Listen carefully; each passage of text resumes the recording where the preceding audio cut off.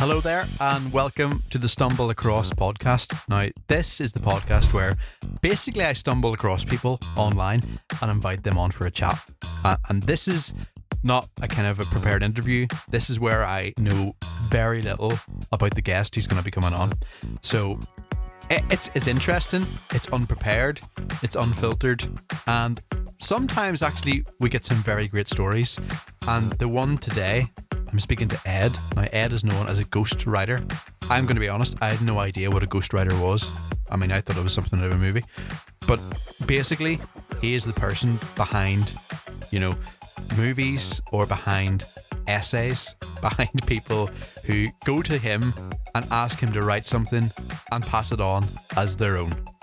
Obviously, very wrong. I mean, you think back in school when you're writing essays and back in, the exam hall days, and you think anything to do with plagiarism or anything to do with something that wasn't your work is a massive red line. You're like, it's just a big no-no. But the things that we talk about and the things that I find out on this podcast are absolutely incredible. And in fact, in one point, he speaks about going into an exam hall in disguise for someone else. It's all on the podcast when I met up and I spoke to Ed, the ghostwriter. I honestly have no idea what Ghostwriter is about, and I just had to do a quick Google search. Someone who writes material, is that right? Yes, exactly. I do it for many different types of clientele. It's So are we talking comedy? Are we talking scripts? So it started when I was 16 in high school. I used to live in California, and in California it's really competitive. So in high school I got asked a lot of times just to write someone else's essay for their English homework, for example, right? Yeah. And or their econ homework, or it could be any of their homeworks, and then I would just finish it within 30 minutes. Mm-hmm. 5-page paper within an hour. They don't have to sweat, they just have to pay me. You are the person that everyone wants to have in school. Yeah. I tried to make sure not everyone knew me, because it got really bad one year. I think in my senior year. So when I was 18, I basically wrote this whole class's essay. So I wrote 25 students' essays. I mean, my question would be, how did the teachers not find out? How did no one find out that it was just you in all these essays? So do you know the plagiarism software called Turnitin? Yep. If you're going to copy a whole wiki page and send that in, they're going to get that. Yeah. Yeah. But someone some random 12th graders writing, yeah, they're not going to check that. Yeah. Yeah. Is that when you kind of thought, I can do this for a job, I can do this for other people that want things written for them? Yeah, that's why I got that inspiration. I'm oh, I can actually do this for not for a living, but well, I mean, at the time I didn't think for a living, because I just thought it was a side job. Yeah, I thought so. I was huh, I guess I'm better than most people at writing, apparently. And in a way, it destroys the magic in some ways. Like big comedians, you find out that sometimes it's not even them writing the jokes, it's other people. Yeah, exactly. It's oh, you're just the voice. You're not the actual writer. Yeah. And you're maybe in the small print at the credits or something like that, and yeah, no one really knows. Exactly. I mean, I can't say if someone really looked me up, they could find it, but it's kind of it's a little sad sometimes, because your credit doesn't get acknowledged, because it's the person who's the big person, right? Yeah. And do you like being anonymous in that way? Oh, definitely. It's fine. It's it's nice to see someone else have their moment. Their 15 minutes of fame is happening because of your few words that you spent 10 minutes on. Yeah. That feels good enough. You feel like you're the star. Who has actually kind of approached you now and said, can you do this work for me? Going from essays, has it went to scripts? A couple people. So now, are we going to be shocked by any of the names that you're going to mention here? We're going to discover. Oh, I can't mention names, unfortunately, just because okay, so there's two ways I charge. It's one way, it's they have to credit me, and the second way is I don't get credit. Right. And yeah, there's a huge different price. So I'll be talking about the people who paid me extra money.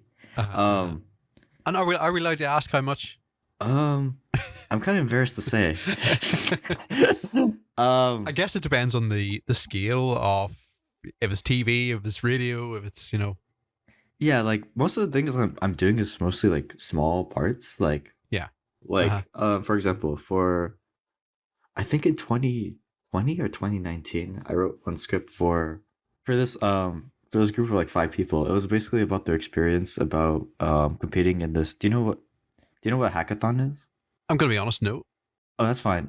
So a hackathon is basically like a coding event. It's like basically you get a bunch of programmers together and they spend like 72 hours straight just like trying to make it like a new app. Like for example, an app that can help you determine like what time you're sleeping, for example, or like Right. an app that can save you, yeah, like etc. etc. Yeah. Yeah. And these kids wanted to write like a 1 hour script about like their experience on that, right? They didn't win, unfortunately, because like even though the writing was, in my opinion, was okay, Yeah. the acting was terrible. That's maybe another Which, thing about being anonymous. You can kind of distance yourself from things that maybe aren't so good. yeah, Yeah. You that's like, I should put that in my clauses. Like, oh, if it's bad, I'll pay you to take my name out of yeah. it. Yeah. Yeah. Yeah, I read a book before for someone. That was an interesting experience. Right. It was really funny because the book I thought it was like for an actual like publication at the time, but Yeah. this guy just wanted a book for himself, Right. like Right. just to read. And I mean, we're not talking like biography. We're talking like Yeah, exactly. It's just like a fiction book. yeah. It And, was and then about and like then so he just puts his name on it, and no one is none the wiser. yeah, exactly. Yeah. If I take you back to the essays and you're writing essays for other people, the question that's in my head is, how did you not get found out? Was there like a derelict toilet that you went into and you handed out all the essays, or like how did that work? Like so at first it was just among friends, right? So this one guy, let's call him Tony. Uh-huh. He's he's my car guy, so he never really did any of his homework. There's like a running joke that like I own his degree. Like because like I basically like got him there. Yeah. But like Yeah. yeah, so he was like a hustler. So he would be like at the age of like 15, he would be like the manager of like TJ. Do you know what TJ Maxx is? Um, It's like a clothing store, I guess you could say. It's like a we have a TK Maxx. I wonder if that's the same thing. oh yeah, same thing actually. Yeah, Right, okay. it was actually the same thing. Yeah, Okay, so while he's like doing that, he was paying me to like do his stuff, and then after like the 10th essay, right, or the 10th assignment, I was like, oh, I know how to like move around the system, and then from there, my word of mouth spread. So he was like saying like, oh, this guy's doing my essays. yeah. Well, as well, I say like to other people, it's like to my other friends too. Like, wait, you can do this? He's like, I'll pay you this much money. Mm-hmm. Well, at the time it was $20 per page, right?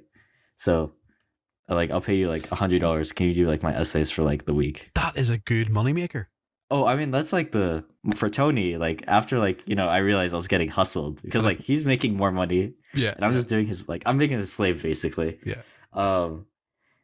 I told him okay, I want $50 per page. He's like okay, and that soon went up to 100 per page. Total side note on this. I'm just trying to find out. I'm doing a Google search here. Why? I've no idea why we have TK Maxx and why it's TJ Maxx. Yeah, right. Yeah, right. And, like I'm literally, it's like parent companies TJX. It's like even in Canada, the stores are different. So like, what would be? Now this is totally sidetrack. I know. What would be like your hardware store? So if you had to go and like get some nails, get some screws, get a hammer, where would you go? Home Depot. I see we've got like a home base, a B&Q. A home base? Whoa, that sounds really cool. Yeah, a home base. You don't have a B&Q? We do not.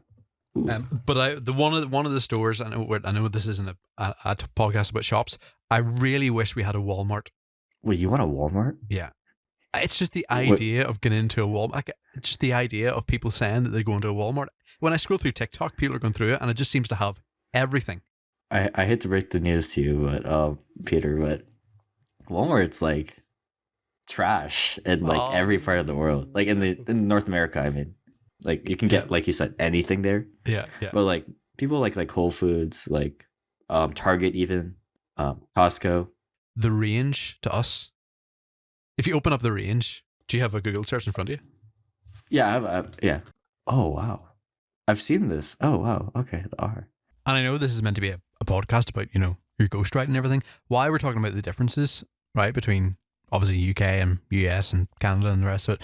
I was in New York about, I would say, 6 or 7 years ago, and I went to ask for tea. So in the UK, we would have breakfast tea. And that's kind of it. When we say tea, it is just breakfast tea. Obviously, there is a bit more popular now, green tea and all the rest of it. Herbal teas and so on. But I didn't know that when you ask for tea in New York, or I guess it's the same as in the whole of America, maybe even Canada, that you don't get breakfast tea. Yeah, That it's I actually had to look up breakfast tea. Yeah, like it like defaults to herbal tea, to green tea.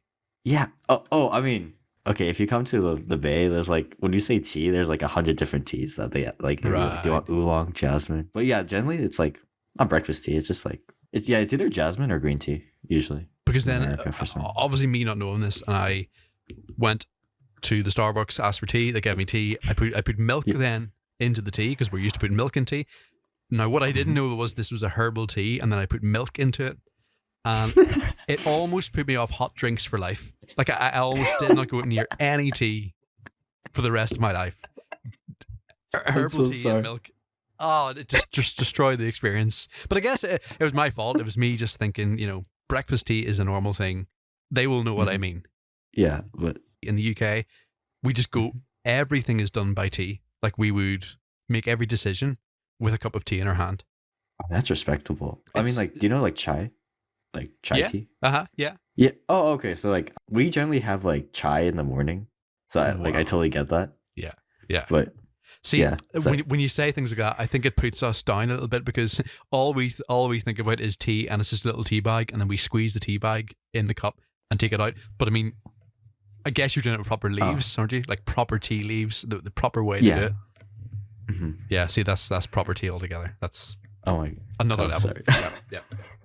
Another level. But anyway, so we've sorted out Walmart, we've sorted out tea, we've sorted out B&Q and all the rest of it. That's good. So as for the writing, then obviously you're not going to mention any names, but has there been something that has gone quite big, and your name has actually been on it? Well, sorry, this keeps going back to like academic stuff because like basically one of the essays basically got shown as like the model of this one college for the whole department. I did not mean for that to happen. Like the student's essay is now like the model example, like how to write like a 3-story act. Yeah. Like essay. Yeah. And then now it's just like, oh, like crap. That's not good. And obviously you have to set exams for that as well. Oh yeah. So they obviously do really well in the essays, and then when it comes to the exams, like I take the exams for them. Do you take exams for them? Oh, do you know Suits? Oh, okay, never mind. I've heard of it. I haven't watched it. No, I haven't watched it. There's like a pilot scene, and like it basically sums up what I do. I basically like I'm not gonna tell what. Oh, by the way, like in America, if you like get caught like with plagiarism, you can get like your degree reported. So like that's why I have to be really like careful with what I'm saying. Oh, same here. You'd be struck off. Yeah. Oh, okay. Yeah. Oh, that's why I'm like really like that's just fine. I can tell you. It's not the schools. I'm not gonna tell you the names, but like I think for like 10 people, I had to like go in and like disguise as them. Two of the times I had to go as a girl. And I was like, oh, I wear a hoodie and a mask, and like, okay, so people are going to be getting ideas right now. I could tell you stories about the Bay Area, and you would be shocked. I can't get my head around that. Obviously, is there not someone at the front door who's kind of ticking off names, and they're saying, "Oh, no one checks your names." There's literally like colleges, classes in the university, and you've went in disguised as a girl. Yes. You've had to write all her details and things down, and they didn't have a clue. Yeah, I just sat in the back and just chilled. Did they have people who like walk around the exam hall and like look at you? They do, but they're not like when you're like a TA, you don't really care that much. Like, I mean, don't get me wrong, there are people who do care, but there's also like people who are like, yeah, there's a person sitting there. Yeah. New haircut. Looks a little different. Like in our exam halls in the UK, particularly in Northern Ireland, getting into the exam hall, making sure your phone's not there, making sure your bag's not with you, checking your pocket. I have people who are writing like essays in their calculators.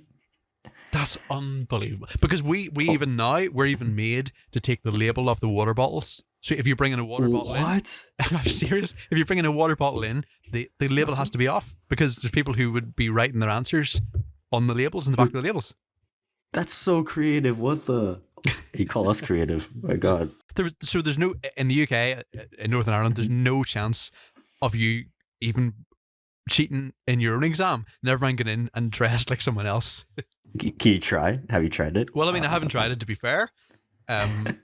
So you've done that several times, right? Yes, several times. I'm a little sad to admit how many times, because saying this out loud now, I'm like, huh, I kind of cheated the system for them. Yeah.